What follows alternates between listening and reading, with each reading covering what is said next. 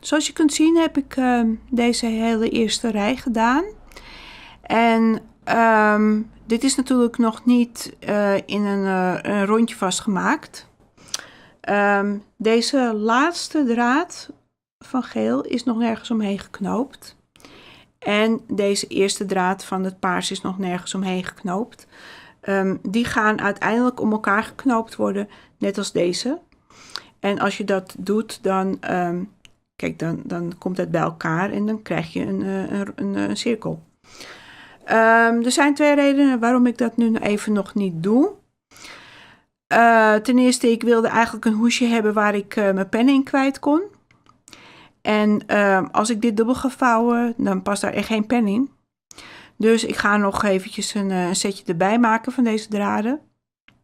Maar mijn ervaring is ook dat als je in de ronde gaat werken, dan is het fijner om eerst een beetje, als het ware een beetje body hier te hebben. Dat je gewoon alvast hier wat gedaan hebt, zoals hier. En dat je dan later pas dat aan elkaar in de ronde gaat knopen. Ja, het is gewoon makkelijker. Het is gewoon de ervaring die me leert dat het dan vaak ook net even wat netter uit gaat zien en zo. En dus dat ga ik eerst doen. En ik ga je dus ook laten zien wat mijn manier van werken is, wat ik gewoon fijn vind om te doen.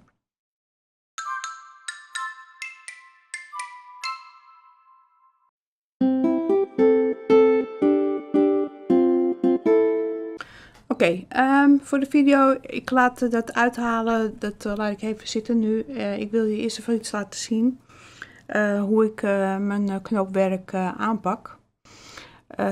Ik werk graag in blokjes tegelijk en ik wil altijd graag een knoopdraad die ik gebruik om de knoopjes mee te maken. Wil ik zo lang mogelijk achter elkaar door gebruiken. Dat werkt gewoon het snelst.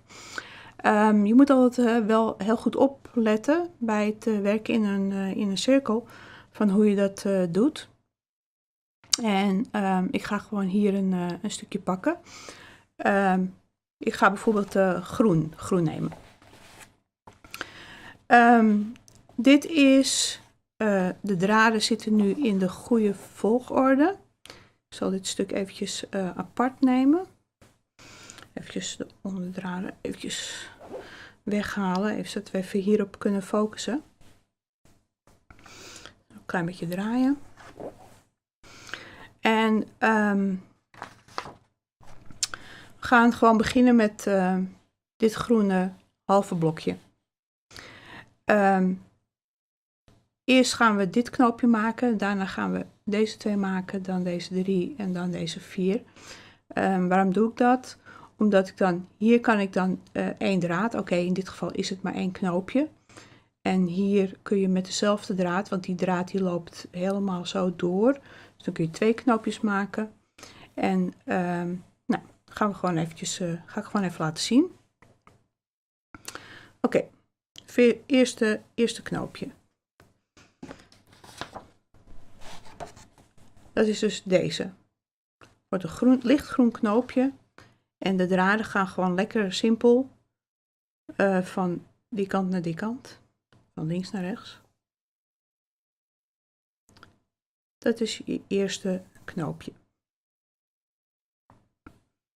Oké. Deze draad hier leg ik deze kant op, want die ga ik straks weer gebruiken. Nu ga je deze 2 maken. Dus van linksboven naar rechtsonder. Dus dan pak je de volgende lichtgroene draad. En die ga je om de volgende 2 donkergroene knopen. Dus dat is de eerste. En dat is de tweede.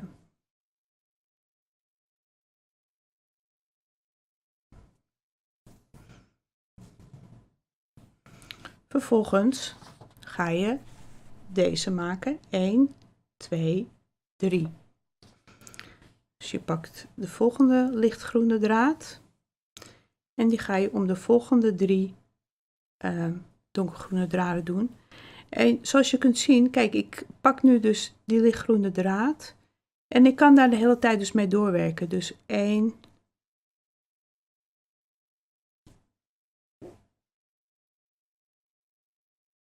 2,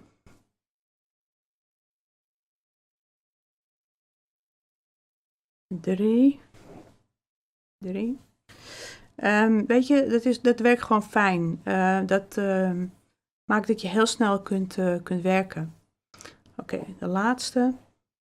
Die moet dan 4 knoopjes worden.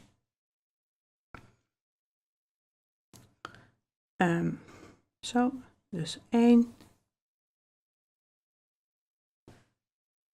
2. Je ziet ook heel makkelijk welke draden je heen moet knopen. Die liggen gewoon in de juiste volgorde. Dus dat is wel fijn. Oké, hetzelfde ga ik nu dus even doen. Ik ga even deze afmaken. Even met lichtroze. Ook daar ga ik eerst dit driehoekje maken. Want het zorgt ervoor dat je draden, dat je daarna dit blokje kunt maken. Want dan heb je al je draden, al je lichtroze draden heb je hier eruit. En al je donkergroene draden, zoals je hier kunt zien, die zitten al op de goede plek. Dus weet je, het is altijd bij elk ontwerp eventjes gewoon kijken van, wat is handig? Daar moet je gewoon goed naar het ontwerp kijken. Dus nou, ik zal het zo snel mogelijk knopen. Oké, lichtroze. Dat is, we beginnen weer met 1 knoopje. Even opzij. Volgende lichtroze draad. Dat is 1 en 2.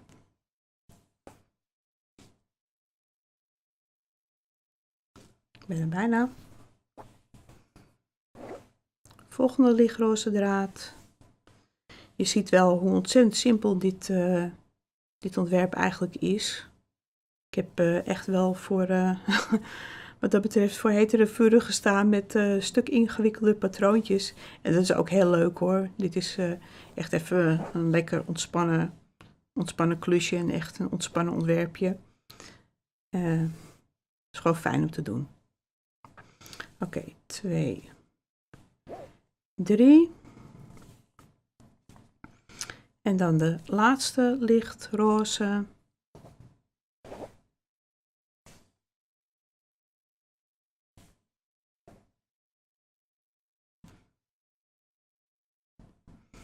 Eén.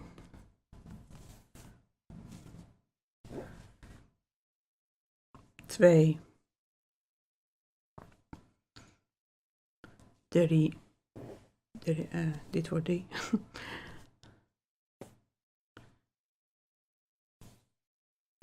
En 4. En zoals je kunt zien, als je ook het ontwerp dan weer bijpakt. Je hebt hier dus de 4 groene draden naast elkaar en de lichtroze draden naast elkaar. Dus je hebt nu dit stukje gedaan en je hebt dit stukje gedaan. En nu kun je dus deze gaan maken. En je hebt nu steeds die kant op gewerkt bij die bovenkantjes. En nu ga je de andere kant op werken. Want de donkergroene draden, die komen van rechts. En die gaan dus ook de rechterkant zo op. Dus we pakken deze draad, de donkergroene draad. En nu gaan we 4 knoopjes, dan gaan we echt een diamantje maken, om die lichtroze heen. Nou, je ziet, je hoeft er eigenlijk al niet eens echt over na te denken. Het is 1, 2,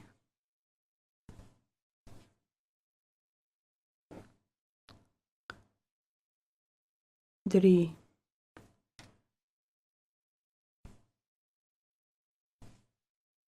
4.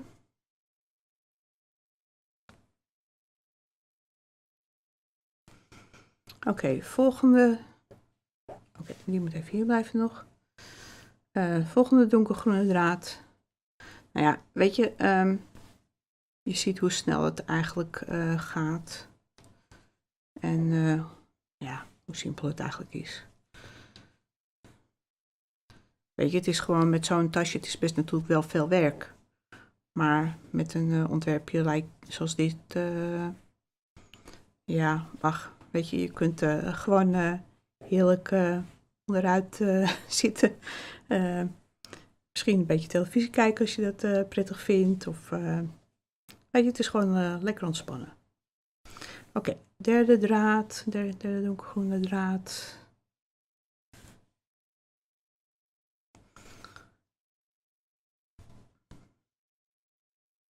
Ik probeer wel altijd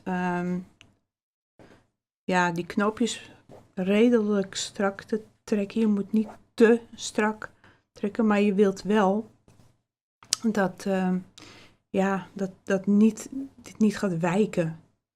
Dus het moet wel een beetje bij elkaar komen. En weet je, als je regelmatig knoopt, dan krijg je daar echt wel een soort ritme in. Oké, de laatste. En ja, dan denk ik dat het verder wel duidelijk is. Dus nou, de tweede.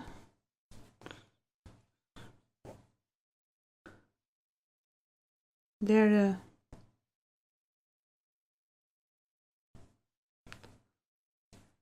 Vierde. Nou.